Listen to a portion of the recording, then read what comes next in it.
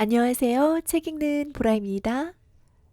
오늘은 조반니 보카치오의 데카메론 중 두 번째 날 여덟 번째 이야기 읽어드리겠습니다. 두 번째 날 여덟 번째 이야기. 억울하게 누명을 쓴 안괴르사의 백작이 영국으로 망명하여 두 자녀를 각기 다른 곳에 맡깁니다. 나중에 백작은 신분을 감추고 돌아와서 자녀들이 무사한 것을 확인한 다음 프랑스 왕의 군대에 마부로 들어갑니다. 그리고 누명을 벗고 원래의 신분으로 돌아갑니다. 안괴르사는 오늘날 벨기에의 안트베르펜입니다. 안괴르사의 백작들은 프랑스 왕과 인척 관계에 있었습니다. 피렌체인들, 특히 바르디 은행은 안게르사와 활발하게 무역 관계를 맺고 있었습니다. 부인들은 아름다운 공주가 겪은 여러 가지 사연을 듣고 한숨을 쉬었습니다. 하지만 무슨 까닭으로 한숨을 쉬었을까요? 아마 불쌍해서가 아니라 그렇게 여러 번 결혼한 공주가 못내 부러워서였을 겁니다. 그러나 지금은 그냥 넘어가기로 합시다. 어쨌든 팜필로의 마지막 말에 모두가 웃음을 터뜨리자 여왕은 이야기가 끝난 것으로 생각하고 엘리사에게 정해진 순서에 따라 이야기를 하라고 요청했습니다. 엘리사는 즐거운 얼굴로 이야기를 시작했습니다. 우리가 오늘 거니는 이 들판은 참으로 넓군요. 이 정도면 누구라도 가볍게 달리며 마상창 시합을 한 번 아니라 10번도 할 수 있겠어요.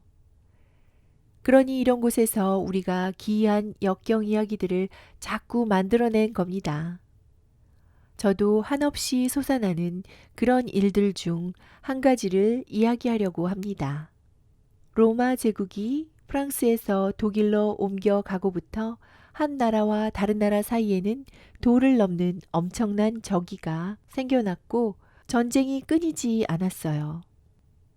신성 로마 제국이라는 명칭이 프랑스에서 독일로 양도된 것은 962년의 일입니다. 그러나 이 시기가 정확하게 이 이야기의 역사적 배경이 되는 것은 아닙니다. 그래서 프랑스 왕과 그 아들은 자기 나라를 방어하고 다른 나라를 토벌하기 위해 총력을 기울이고 동원할 수 있는 친구들과 친척들의 힘을 모두 빌려 대규모 군대를 편성했어요. 그리고 전쟁을 벌이기 전에 나라를 정부 없이 둘 수는 없다고 여겨 안괴르사의 백작 괄티에리에게 프랑스 정부를 전반적으로 관장하는 자리를 맡겼어요. 괄티에리가 훌륭하고 현명한 귀족인데다가 매우 충실한 친구이고 부하로서도 믿을 만한 사람이며 그에 더해 전술에도 매우 능하다는 소문을 듣고 그에게는 육체적인 행위보다는 섬세한 일이 더 맞겠다고 생각한 것이죠. 괄티에리는 만사를 왕비와 왕자비와 의논하면서 언제나 슬기롭고 체계적으로 업무를 수행했어요. 왕비와 왕자는 괄티에리의 감시와 관계 아래 있었지만 그럼에도 그는 두 사람을 주인이자 윗사람으로 받아들였어요. 괄티에리는 나이가 40살 정도 되는 늠름한 장부였고 어떤 귀족도 따라오지 못할 만큼 예의가 바른 데다 성격도 밝았죠. 뿐만 아니라 당대 제일가는 우아하고 고매한 기사였으며 여느 사람들보다도 세련된 맵시를 과시했답니다.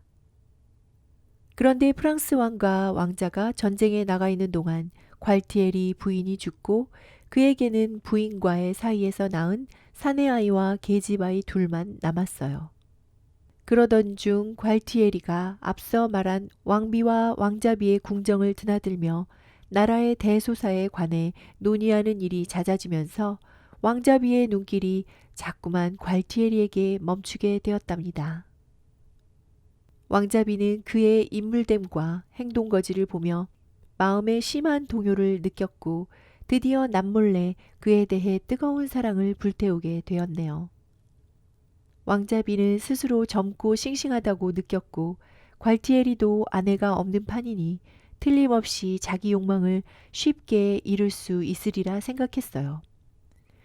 방해가 되는 것은 자기의 수줍음뿐 다른 어떤 것도 없을 터이니 수줍음 정도는 떨쳐버리고 자기 마음을 보여주리라 결심했죠.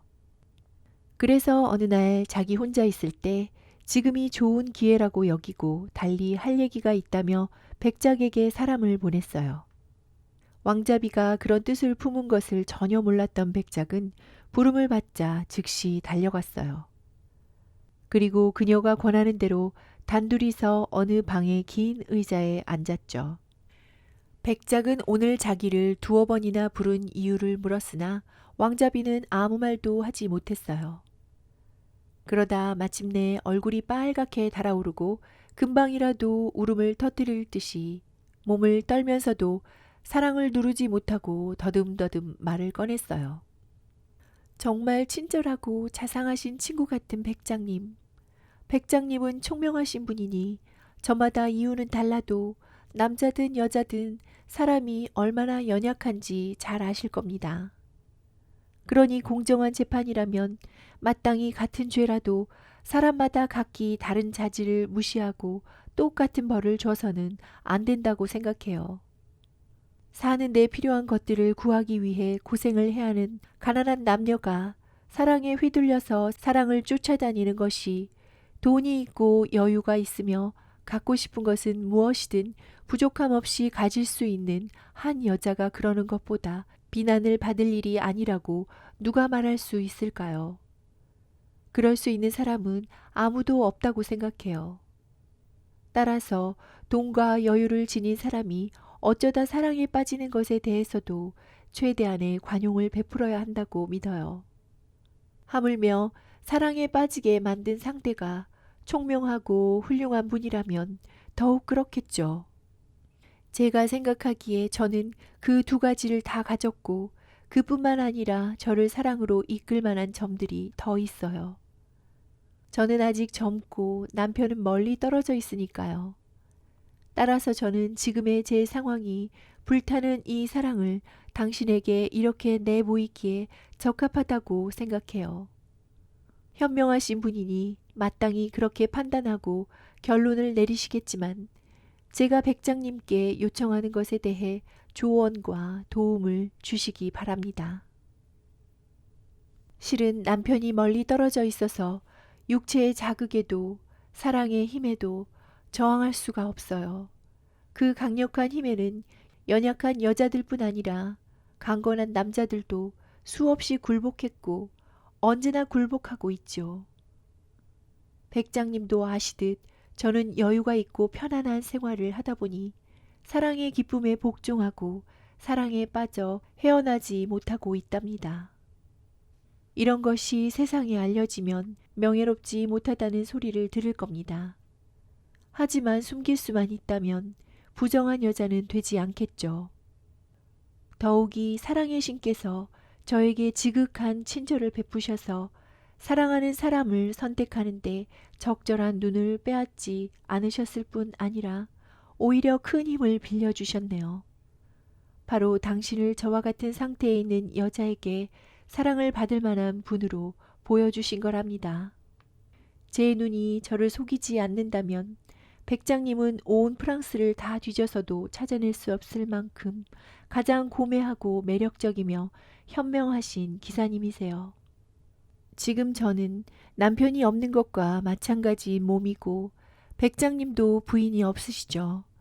그러니 제가 품고 있는 사랑을 위해서 저에 대한 백장님의 사랑을 부정하지 마시고 저의 젊음을 그야말로 불 앞의 얼음처럼 백장님을 향해 녹아드는 저의 청춘을 생각해 주시기를 부탁드려요. 이렇게 말하는 동안 왕자비의 눈에서는 눈물이 주르륵 흐르고 있었어요. 그래서 더 많이 애원하고 싶어도 더 이상 말을 이을 수 없었고 울면서 힘이 다 빠진 듯 얼굴을 숙이고 백작의 가슴에 머리를 파묻고 말았어요. 하지만 지극히 충직한 기사였던 백작은 이 정신나간 사랑을 준엄하게 꾸짖었고 벌써 자기 품에 몸을 던지려 하는 그녀를 뒤로 밀어냈어요. 그리고 이런 식으로 자신에게든 타인에게든 자기 주군의 명예에 반하는 짓을 허용하는 배신자가 있다면 자기가 먼저 엄중하게 다스리겠다고 서약하듯 말하는 것이었어요. 이 말을 들은 왕자비는 순간 사랑을 잊고 잔악한 분노에 휘말려 이렇게 말했어요. 기사님은 참으로 비겁하시군요. 마음을 보였다고 해서 이런 대우를 받아야 하나요? 당신은 날 죽이려 할지 모르지만 하느님은 오히려 내가 당신을 죽이거나 세상에서 쫓아내는 걸 원하실 거예요. 이렇게 말하고는 갑자기 두 손으로 머리를 잡고 마구 쥐어뜯으며 온통 헝클어뜨린 다음 옷을 갈기갈기 찢으면서 비명을 질러댔어요. 도와줘요! 살려줘요! 안괴르사의 백작이 날 겁탈해요. 백작은 이 모습을 보고 자기 양심보다 훨씬 강한 궁정 사람들의 질투가 염려됐어요. 사람들이 자신의 결백보다 여자의 거짓말을 더 믿지 않을까 싶어 벌떡 일어나 그 길로 방에서 뛰어나온 뒤 궁전을 빠져나와 집으로 도망쳤죠. 그리고 다른 생각은 할 겨를도 없이 아이들을 말에 태우고 가능한 한 이것저것 싣고서 칼레제로 향했답니다. 칼레제는 도보 해협에 면한 프랑스의 항구 도시 칼레입니다. 한편 궁전에서는 왕자비의 비명을 듣고 사람들이 모두 뛰어나왔어요. 그들은 왕자비의 꼴을 보고 소리를 지른 이유를 듣고는 그 말을 곧이곧대로 믿었죠. 게다가 백작이 오랫동안 고매하고 점잖게 행동한 데에는 다 이런 목적이 있었구나 하고 생각하기까지 했어요. 그래서 백작을 체포하려고 백작의 집으로 불이 나게 달려갔으나 찾지 못하자 모든 걸 약탈하고 주춧돌까지 뽑아버렸어요. 주춧돌을 뽑는 것은 당시 배신자에게 내려진 비난의 상징입니다. 사람들이 야비하다고 떠들어댄 이야기는 전장에 있던 왕과 왕자의 귀까지 들어갔죠. 엄청나게 분노한 그들은 백작과 그들 자식들을 영원히 추방하고 그들을 살려서든 죽여서든 데려오는 자에게는 어마어마한 상금을 내리겠다고 공고했어요. 백작은 죄도 없는데 달아나서 죄를 뒤집어 쓴 것이 슬펐지만 신분이 노출되거나 밀고를 당하는 일이 없이 자식들과 칼레제에 도착해 초라한 형색으로 바로 영국으로 향했어요. 그리고 런던으로 들어가기 전에 어린 두 자녀에게 두 가지만 명심해 달라고 거듭 다짐시켰어요. 첫째는 죄도 없이 아버지와 함께 이런 불행한 운명에 빠진 것을 참고 견디라는 것이고, 둘째는 목숨이 소중하다면 자기들이 어디서 왔고 누구의 자식인지 절대로 말하지 말고 최대한 조심해서 자신을 보호해야 한다는 것이었어요. 9살쯤 된 아들 루이지와 7살쯤 된 딸 비올란테는 아직 어린 나이였지만 아버지의 뜻을 아주 잘 이해했고 행동으로 보여주었어요. 백작은 조금 더 조심하는 것이 좋겠다고 여기고 그들의 이름을 바꾸기로 했어요. 그래서 아들은 페로토, 딸은 잔네타라고 불렀어요. 그리고 셋은 프랑스 불황자들이 하는 대로 다 떨어진 옷을 입고 런던에서 구걸을 하며 돌아다녔어요. 어느 날 아침 성당 앞에서 구걸을 하는데 마침 어느 귀부인이 성당에서 나오다가 백작과 두 아이가 구걸하는 모습을 봤어요. 그 귀부인은 영국왕을 모시는 장군의 부인이었죠. 부인은 백작에게 어디서 왔으며 아이들은 친자식인지 물었어요. 백작은 자기는 피카르디 출신이고 큰아이가 나쁜 짓을 저지르는 바람에 두 아이를 데리고 그곳을 떠나왔다고 대답했어요. 동정심이 많은 부인은 여자아이를 한동안 바라보더니 예쁘고 귀티가 나고 귀여운 모습이 무척이나 마음에 들어 이렇게 말했어요. 당신 딸애를 저에게 맡기시면 어떨까요? 착해 보여서 내가 데려다 키울까 하는데요. 훌륭한 아가씨로 키워서 때가 되면 적당한 곳에 시집을 보내서 잘 살 수 있게 할게요. 백작은 이 요구를 듣고 너무나 기뻐서 그 자리에서 그러자고 대답했어요. 그리고 눈물을 쏟으며 딸을 부인에게 넘기고 잘 돌봐달라고 신신당부했어요. 이렇게 딸을 의탁했고 무사하리라 믿었기에 백작은 이제 그곳에 머물지 않기로 결정했어요. 그래서 페로토와 함께 국어를 계속하면서 영국 땅을 가로질러 갈레스로 넘어갔어요. 갈레스는 오늘날의 영국 웨일즈 지방입니다. 걷는데 워낙 익숙해서 별다른 고생은 없었죠. 그곳에는 매우 지위가 높고 수많은 부하들을 거느린 왕의 장군이 한 사람 있었어요. 백작은 가끔 아들과 함께 그 장군의 저택 마당에 가서 음식을 구걸해 배를 채우곤 했습니다. 중세의 저택들은 보통 매우 넓었고 군사 훈련이나 체육 활동을 하는 공간이 따로 마련되어 있었습니다. 그곳에서는 장군의 자식들과 다른 고관 대작들의 아이들이 천진난만하게 뛰어놀고 있었는데 페로토도 종종 그들 사이에 끼어서 함께 놀았어요. 그런데 페로토는 아이들 사이에서 어떤 놀이를 해도 다른 아이들보다 뛰어났어요. 이따금 그런 모습을 지켜본 장군은 아이가 하는 짓이나 태도가 무척 마음에 들어서 그 아이가 누구인지 물었습니다. 그리고 가끔 걸식을 하러 들어오는 어느 거지의 아들이라는 대답을 들었어요. 그래서 장군은 아이를 맡아 키우겠다고 했고 백작은 그보다 더 좋은 일은 없겠다고 생각하여 당연히 허락했어요. 물론 헤어지는 것은 고통스러웠지만요. 그렇게 아들과 딸이 잘 되자 백작은 더 이상 영국에 머물고 싶지 않았어요. 아일랜드로 건너가는 것이 좋겠다고 생각했죠. 그래서 스탄포르다에 도착해서 그곳의 어느 지방 영주가 부리는 기사의 마부가 되어 마구간 일은 물론 하인으로서의 잡다한 일들을 하며 살았어요. 스탄포르다는 오늘날의 스트랭퍼드입니다. 그런 식으로 아무에게도 자신의 신분을 알리지 않은 채 불편하고 힘든 생활을 오랫동안 이어나갔답니다. 한편 비올란테, 이제는 잔네타라 불리는 백작의 딸은 런던의 귀부인 집에서 자라는 동안 갈수록 아름답고 우아해졌으며 품위를 갖춰갔습니다. 하여 부인과 그 남편, 집안의 다른 사람들과 그녀를 아는 모든 사람들은 너나 할 것 없이 그녀를 놀라운 존재로 바라보게 됐어요. 뿐만 아니라 그녀의 태도와 자태 역시 최고의 명예와 찬사를 받기에 전혀 부족함이 없다고 말들을 했지요.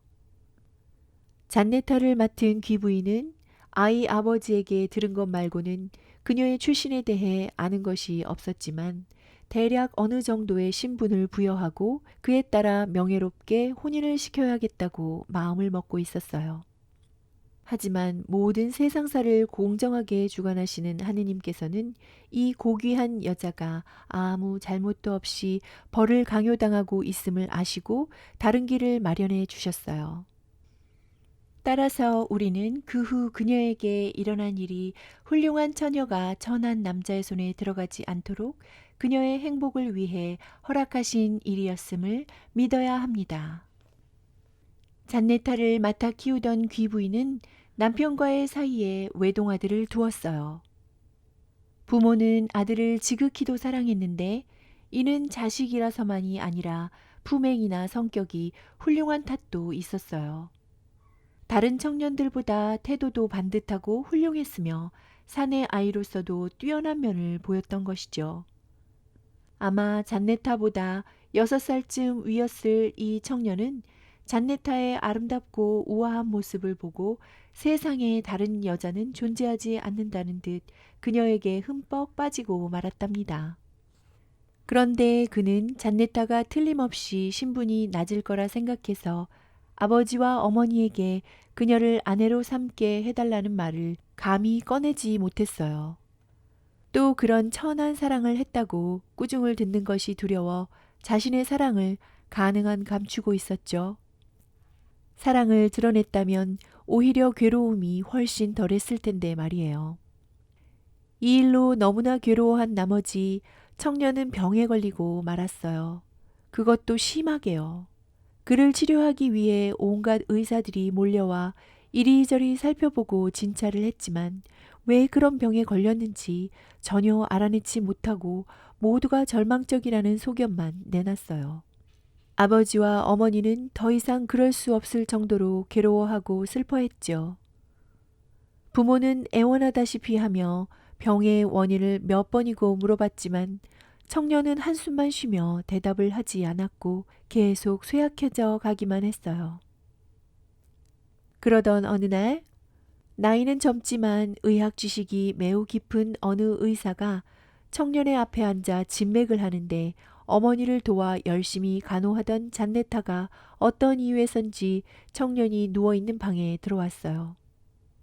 말도 하지 않고 움직이지도 않았지만 환자의 마음속에서는 사랑이 불길처럼 타올랐고 평소보다 맥이 강하게 뛰기 시작했어요. 의사는 즉각 이를 알아차리고 놀라면서 그렇게 뛰는 것이 얼마나 지속되는지 보려고 가만히 있었어요. 마침내 잔네타가 방을 나가자 맥박도 잦아들었어요. 의사는 즉각 이를 알아차리고 놀라면서 그렇게 뛰는 것이 얼마나 지속되는지 보려고 가만히 있었어요. 의사는 청년의 병의 원인을 알아낸 듯한 기분이 들었어요. 그래서 다른 볼일이 있는 듯 잔네타를 불러달라고 했어요. 환자의 손목을 계속 잡고서 잔네타를 부르자 그녀가 곧바로 왔어요. 잔네타가 방에 들어서자마자 손목의 맥박이 마구 뛰었고 그녀가 떠나자 가라앉았어요. 의사는 이것으로 확증을 잡았다고 생각하고 자리에서 일어나 청년의 부모를 한쪽으로 불러 말했어요. 아드님의 병을 고치는 데는 의사가 아무 소용이 없습니다. 오히려 잔네타에게 달려 있습니다. 제가 그 증거를 똑똑히 알아냈기에 말씀드립니다만 아드님은 지금 잔네타를 무척이나 사랑합니다.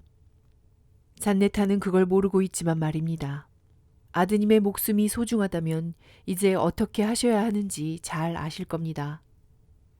이 말을 듣고 부모들은 아이를 살릴 방도를 찾았다는 생각에 기뻐했어요.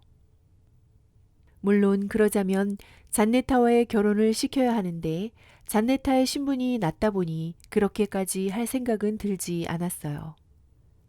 어쨌든 무엇보다 아들의 목숨을 살려야 한다는 일념에 그들은 의사가 돌아가자 환자에게로 갔어요. 그리고 부인이 이렇게 말했어요. 얘야, 내가 나한테까지 마음을 숨기리라고는 꿈에도 생각하지 못했단다. 게다가 그 마음을 이루지 못해 이렇게 병까지 얻은 너를 보니 내 마음이 아프구나. 설령 전혀 명예롭지 않다 하더라도 너를 기쁘게 하는 일이라면 나를 위해서는 못하는 일이라도 그 어떤 일이든 할 것이니 그렇게 알도록 해라. 하느님은 너 자신보다도 더 너를 불쌍히 여기셨단다. 이런 죄를 저지른 너를 말이다. 그래서 이 병으로 내가 죽지 않도록 원인을 가르쳐 주셨어. 내 병은 다름이 아니라 그게 누구든지 간에 어떤 처녀에게 품은 사랑이 과도해서 생긴 것이란다. 그걸 부끄럽게 여겨서 털어놓지 못한 것 같은데 내 나이에 사랑은 당연한 일이다. 오히려 사랑에 빠지지 않는 것이 모자라는 일일게야. 자, 얘야, 나를 경계하지 말고 내 마음을 확실하게 털어놔 봐라. 내가 쓸데없이 울적해서 이런저런 생각에 잠기다가 이런 병이 생긴 것이니 이제 다 털어버리고 마음을 편안히 갖기를 바란다. 나한테 짐을 맡기는 것이 내 마음이 최고로 가벼워지는 길이니 이제 다 털어놓으려무나. 나는 너를 내 목숨보다도 더 사랑하지 않느냐. 부끄럽게 생각하거나 두려워하지 말고 너의 사랑을 위해 내가 무엇을 해줄 수 있는지 말해보렴. 만일 내가 별 도움이 되지 않고 일이 뜻대로 되지 않을 때는 아들을 키우는 어머니 중 가장 못난 사람이라고 생각해도 좋다. 청년은 어머니의 말을 다 듣고 나서 우선 부끄러움을 느꼈어요. 하지만 자기 소원을 이루어줄 수 있는 사람은 어머니밖에 없다고 생각해서는 부끄러움을 떨쳐버리고 이렇게 말했답니다. 어머니, 제가 어머니에게 제 사랑을 감추었던 것은 다른 이유 때문이 아닙니다. 사람이란 나이가 들면 젊었을 때 일을 잘 기억하지 않으려 한다는 생각이 들어서 그랬어요. 하지만 어머니가 이 일에 해안을 갖고 계신 것을 알았으니 어머니가 알게 되신 것이 사실임을 부정하지 않으려 합니다. 어머니가 책임지고 실현시켜 주겠다고 약속해 주세요. 그러면 제가 누구를 사랑하는지 분명히 말씀드리겠어요. 그러면 저도 건강을 찾을 겁니다. 어머니는 예상대로 일이 진행되는 것에 자신감을 갖고 기운을 내서 아들더러 속마음을 시원하게 털어놓으라고 대답했어요. 그래야 곧바로 조치를 취해서 기쁘게 해줄 것이 아니냐고 말입니다. 그러자 청년이 말했어요. 어머니, 저는 잔네타의 고상한 아름다움과 정숙한 태도를 사랑하고 있어요. 그런데 제 사랑을 이룰 수 없다는 것, 그걸 그 사람과 함께 하지 못한다는 것, 제 마음을 아무에게도 알릴 용기가 나지 않았다는 것, 이런 것들이 저를 이렇게 만든 원인입니다. 만일 어머니의 약속이 어떤 식으로든 실현되지 않는다면 저는 얼마 살지 못한다는 걸 알아주세요. 부인은 아들을 야단치기보다 위로해야 할 때라고 생각하고 미소를 지으며 말했어요.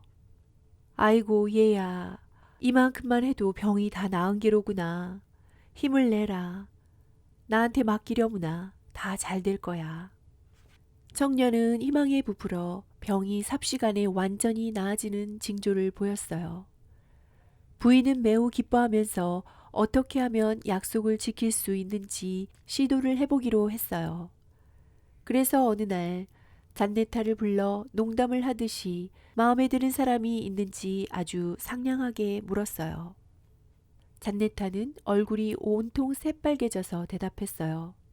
마님, 저처럼 집에서 쫓겨나 남의 집에서 일하며 기거하는 가여운 여자는 사랑을 기대할 수도 없고 그래서도 안 된다고 생각해요. 너한테 사랑하는 사람이 없다면 우리가 한 사람을 마련해주고 싶구나. 그러면 너도 즐겁게 살 수 있고 내가 가진 아름다움을 즐길 수 있을 것 아니냐. 너처럼 아름다운 처녀가 사랑하는 사람이 없이 산다는 게 정말 어울리지 않는 일이니 하는 말이다. 마님께서는 아버지가 빈궁할 때 저를 데려다가 딸처럼 키워주셨어요. 그러니 마님께서 원하시는 일이라면 반드시 해야 한다고 생각합니다. 하지만 아무리 좋은 게 좋은 것이라 해도 이런 일로 마님을 기쁘게 해드릴 수는 없어요. 만일 남편을 마련해 주시겠다면 그분을 사랑하겠습니다. 그 외에는 사랑을 줄 수 없어요. 제가 살아온 날들 동안 남은 유산이라고는 정절밖에 없으니 살아있는 동안 정절을 지키고 간직하려 합니다. 이 말을 듣고 부인은 결혼을 시키지 않으면서 아들의 사랑을 만족시키려 했던 자신의 뜻과 어긋나는 것 같다는 생각을 하면서도 참으로 현명한 아이구나 싶어서 처녀를 속으로 칭찬했어요. 잔네타, 그렇다면 만일 아직 젊은 기사이신 국왕폐하께서 네가 아름다운 처녀라고 하여 너의 사랑을 원하신다고 해도 거절하겠느냐? 이 말에 잔네타는 망설이지 않고 대답했어요. 폐하께서는 저에게 권력을 쓰실 수도 있겠죠. 하지만 정절을 지켜주지 않으신다면 절대 저의 동의를 얻으실 수 없을 거예요. 부인은 아이의 영혼이 어떠한지 알았어요. 그래서 회유는 이 정도로 하고 이번에는 실제로 시험해 보자고 생각했어요. 그래서 아들을 위한답시고 아이한테 뚜쟁이 짓을 하는 것 같아 꺼림칙하긴 하지만 아들에게 병이 나으면 그 아이를 한 방에 넣어줄 테니 어디 마음껏 가져보라고 말했어요. 청년은 이런 방식이 마음에 들지 않았어요. 그래서 오히려 금방 병이 악화되었죠.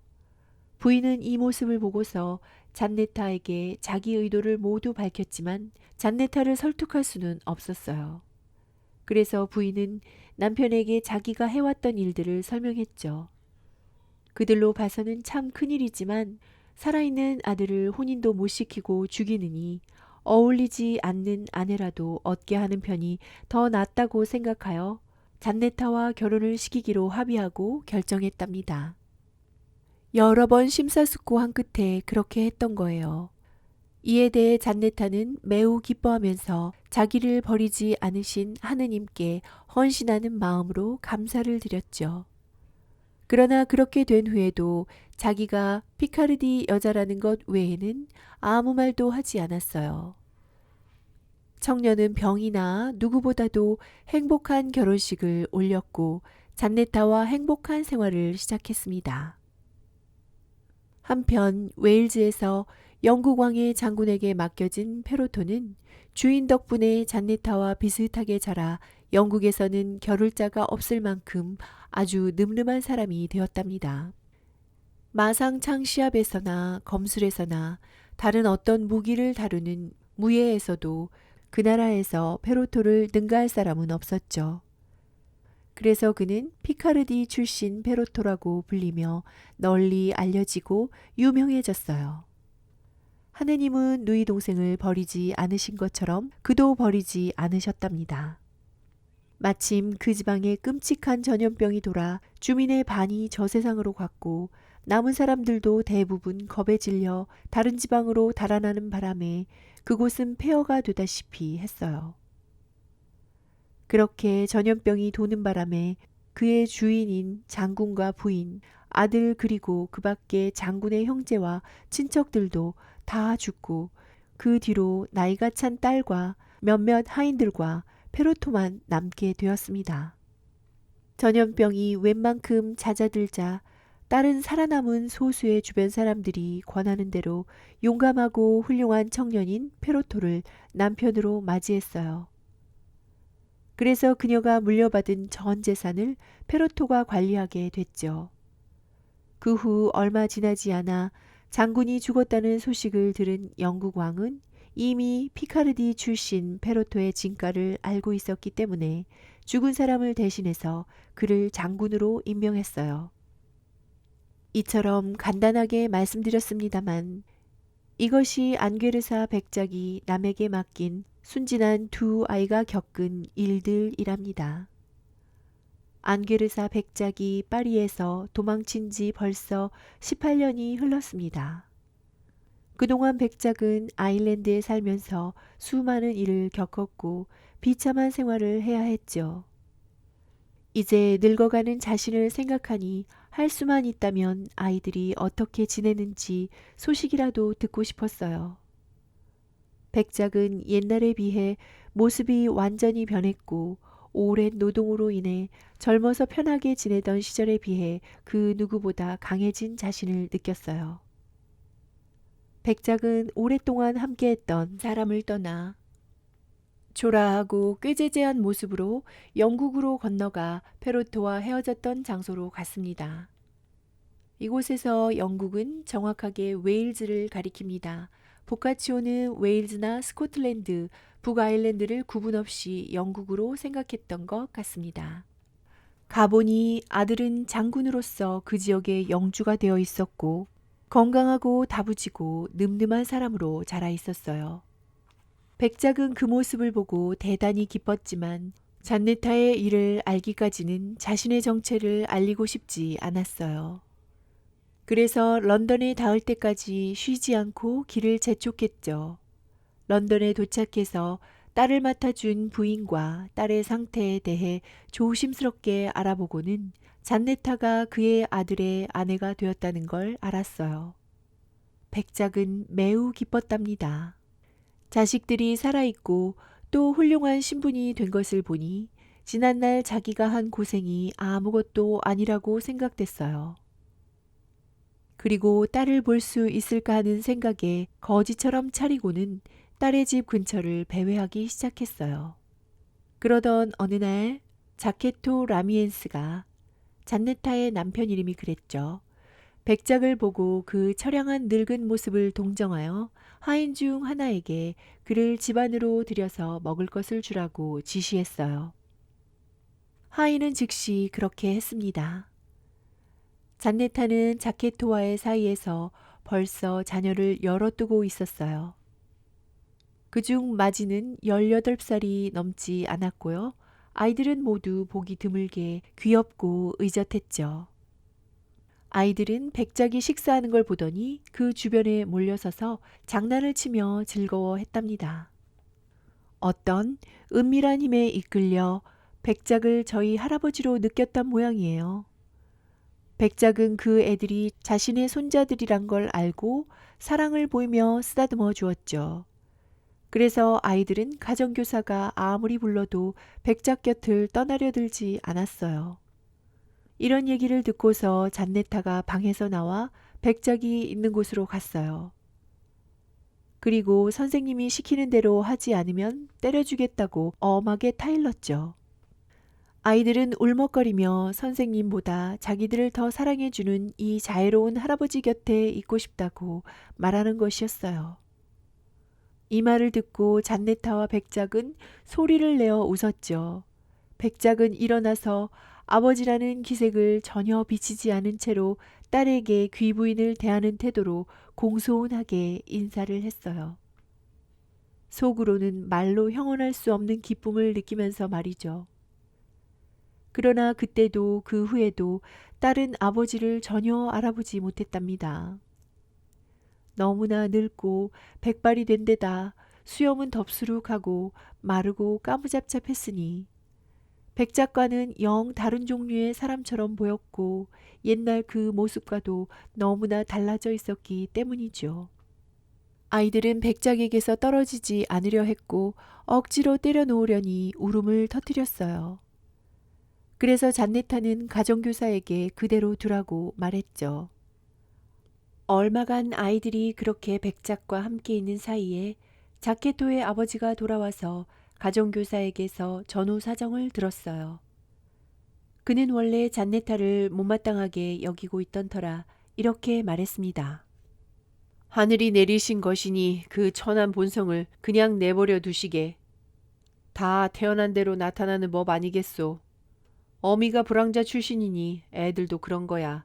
그러니 불황자와 노는 게 즐거울 수밖에 없겠지. 백작은 이 말을 듣고 몹시 슬펐어요. 하지만 그런 모욕이라면 지금까지 숱하게 들어왔던 터라 다만 어깨를 움찔할 뿐이었습니다. 자케토는 아이들이 그 노인, 즉 백작과 있는 걸 꽤나 즐거워한다는 얘기를 듣고서 기분이 썩 좋지는 않았지만 그래도 아이들을 무척 사랑했기에 아이들이 우는 것보다는 낫다고 생각하고 노인이 집에 들어와 살면서 일을 할 생각이 있으면 받아주겠다고 전했어요. 백작은 당연히 그러고 싶었지만 일생 동안 해온 일들이 말을 돌보는 일이라 다른 일은 할 줄 모른다고 대답했어요. 결국 그는 말 한 피를 맡았고 말을 돌보고 남는 시간을 아이들과 보내리라 생각했어요. 그런데 지금까지 말씀드린 대로 운명이 앙게르사 백작과 그 자녀들을 그렇게 몰고 가는 동안 프랑스 왕은 독일과 몇 번이나 휴전 조약을 맺었으나 그만 세상을 떠났고 대신 왕자가 왕위에 올랐어요. 바로 그의 아내 때문에 백작이 추방당했던 걸 기억하실 겁니다. 독일과 맺은 휴전 조약 기간이 끝나자 새 왕은 다시 격렬한 전쟁을 시작했어요. 신임 프랑스 왕과 얼마 전부터 친척이 된 영국 왕은 페로토 장군과 다른 장군의 아들인 자케토 라미엔스의 지휘 아래 대규모 지원군을 파견했어요. 백작도 자케토 라미엔스를 수행하여 출정하게 됐습니다. 그리고 아무에게도 신분을 노출시키지 않고 마부로서 주인을 가까이에서 보자 했죠. 그러는 동안에 원래부터 뛰어난 사람답게 조언과 행동으로 자기에게 주어진 임무 이상의 훌륭한 공훈을 세웠답니다. 그런데 전쟁을 벌이는 동안 프랑스의 왕비가 중한 병에 걸렸어요. 왕비는 죽을 때가 가까워진 것을 알고 자기가 저지른 죄들을 깊이 뉘우치면서 지극히 거룩하고 선인으로 널리 알려진 로앙의 대사교에게 경건한 마음으로 고해를 했어요. 왕비는 여러 가지 죄 가운데서 가장 나쁜 짓으로 앙게르사 백작과의 일을 꼽았습니다. 왕비는 대사교에게 고백한 것으로 만족하지 않았고 수많은 다른 훌륭한 사람들 앞에서도 전말을 밝혔습니다. 그런 다음 백작이 아직 살아있으면 백작의 지위를, 죽었으면 뒤에 남은 자녀들의 지위를 회복시켜 달라고 왕에게 간곡하게 청했어요. 왕비는 낫지 않았고 그렇게 얼마 있다가 생을 마치고 명예롭게 안장됐어요. 이러한 고백이 전해지자 왕은 그렇게 훌륭한 사람에게 엉뚱하게 죄를 뒤집어 씌운 것에 대해 못내 괴로운 한숨을 내쉬고는 전 군대와 전 지역에 포고령을 내렸어요. 바로 안게르사 백작이나 그 자녀들 중 하나라도 소식을 알려주는 자에게 막대한 상을 내리겠다는 내용이었죠. 왕비의 고백으로 백작이 억울하게 망명생활을 한 것을 안 이상 그에게 원래의 지위를, 아니 그보다 더 좋은 지위를 돌려주고 싶었던 것입니다. 이런 소식은 마부 노릇을 하고 있던 백작의 귀에도 들어갔죠. 그는 그 소식이 사실임을 확인하고 즉각 자케토를 찾아가서 자기를 페로토에게 데려다 달라고 청했어요. 왕이 자기를 찾는다는 걸 두 사람에게 알려주고 싶었던 거예요. 그래서 셋이 한자리에 모이자 백작은 이제 자신을 밝혀야겠다고 생각하고 페로토에게 이렇게 말했어요. 페로토, 여기 있는 자케토는 너희 누이를 아내로 맞았지만 지참금을 전혀 받지 않았다. 그러니 내 누이가 지참금 없는 상태에서 벗어나도록 왕이 너를 위해 약속한 막대한 상금을 다른 사람이 아닌 자케토에게 줬으면 한다. 그러니 너는 안게르사 백작의 아들로서 너의 누이이자 이 사람의 아내인 비올란테를 위해서, 그리고 안게르사의 백작이자 너희의 아버지인 나를 위해서 왕에게 내 소식을 알려라. 페로토는 이 말을 듣고 백작의 얼굴을 자세히 들여다 보았어요. 그러고는 이내 아버지라는 것을 알아보았죠.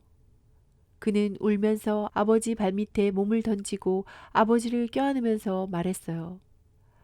아버지, 정말 잘 오셨습니다.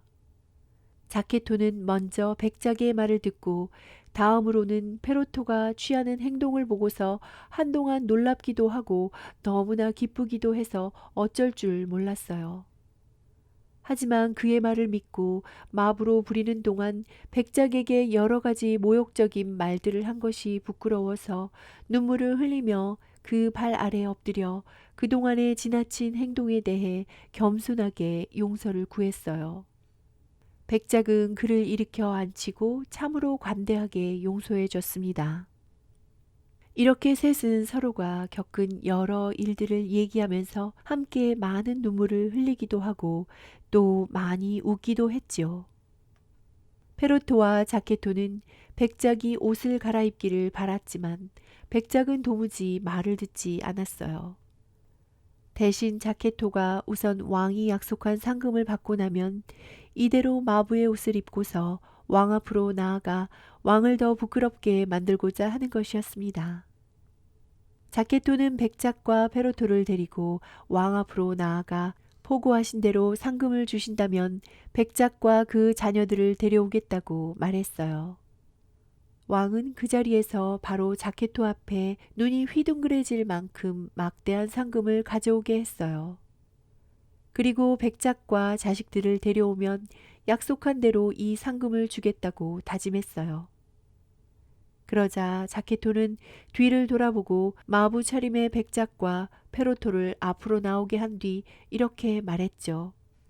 전하, 여기 아버지와 그 자식이 있습니다. 딸은 제 아내가 되어 이 자리에 없습니다만 하느님의 가호로 곧 전하를 뵐 수 있을 것입니다. 왕은 이 말을 듣고 백작을 가만히 바라보았어요. 옛날과는 모습이 너무 많이 달라져 있었지만 얼마간 살펴보니 백작이 틀림없었어요. 왕은 눈에 눈물이 그렁그렁해져서 무릎을 꿇고 있는 백작을 일으켜 세우고 얼싸안으며 입을 맞췄답니다. 그리고 페로토를 살갑게 맞아주었고 백작에게는 신분에 맞는 복장과 하인, 말과 무기를 갖추게 하라고 명령했어요. 그 명령은 당장 실행되었습니다. 뿐만 아니라 왕은 자케토를 크게 칭찬하고 그 일들에 대해 모두 듣고 싶어 했어요. 자케토가 백작과 자녀들의 소식을 알려준 대가로 막대한 상금을 받자 백작은 그에게 이렇게 말했어요. 전하의 은덕에서 나온 선물로 알고 받으시게. 그리고 자네 부친에게 자네 아들은 불황자에게서 태어난 그 어미 쪽 자식이 아니라 자네 부친과 나의 손자들이라는 걸 말씀드리게. 자케토는 상금을 받고 아내와 어머니를 파리로 불렀어요. 페로토의 아내도 왔죠. 그들은 백작과 함께 성대한 잔치를 벌였어요. 왕은 백작의 재산을 모두 돌려주도록 했고 전보다 더 많은 것을 베풀어 줬답니다. 그리고 왕의 허락 아래 각자 자기 집으로 돌아갔으며 백작은 파리에서 죽을 때까지 영광에 찬 생활을 했다고 합니다. 여기까지 조반니 보카치오의 데카메론 중 두 번째 날 8번째 이야기 들으셨습니다. 긴 시간 끝까지 함께 해주셔서 감사합니다. 책 읽는 보라였습니다. 오늘도 행복하세요.